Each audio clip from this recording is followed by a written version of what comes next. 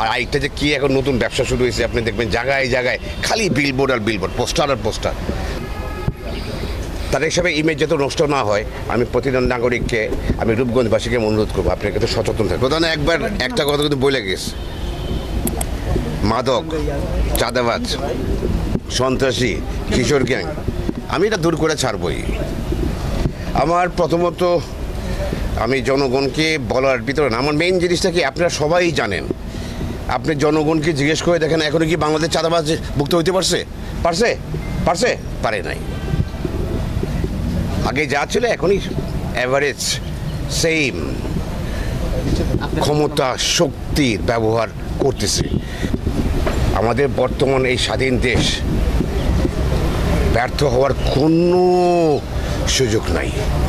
আমাদের বাংলাদেশের প্রতিটা মানুষকে আমি অনুরোধ করব, আমরা সবাই যাতে একসাথে থাকি।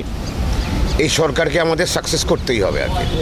আমাদের রূপগঞ্জ স্পেশালি আমরা কিন্তু চাঁদাবাজ মুক্ত হইতে পারি নাই। আপনি এন্টায়ার দেশে কি হচ্ছে আমি বলতে পারবো না, বাট রূপগঞ্জে চাঁদাবাজ মুক্ত হতে পারে নাই।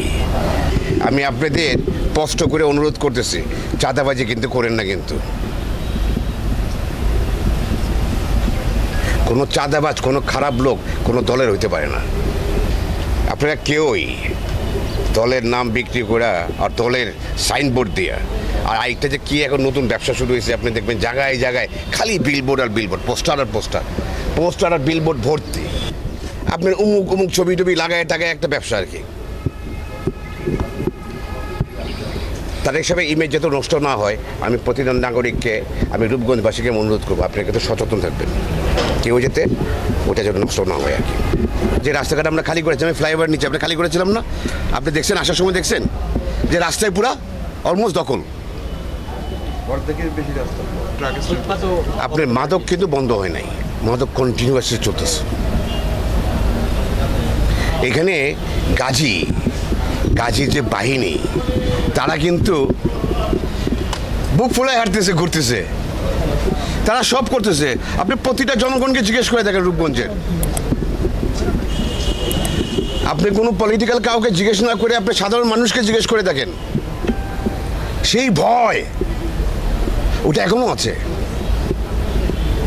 আমি সরকারের আমি সচেতন নাগরিক যারা আছে, আমি সবার কাছে অনুরোধ করব, আমাদের দেশ আর আগের জায়গায় নিয়ে যান না প্লিজ। আমরা আগের জায়গায় আর যেতে চাই না।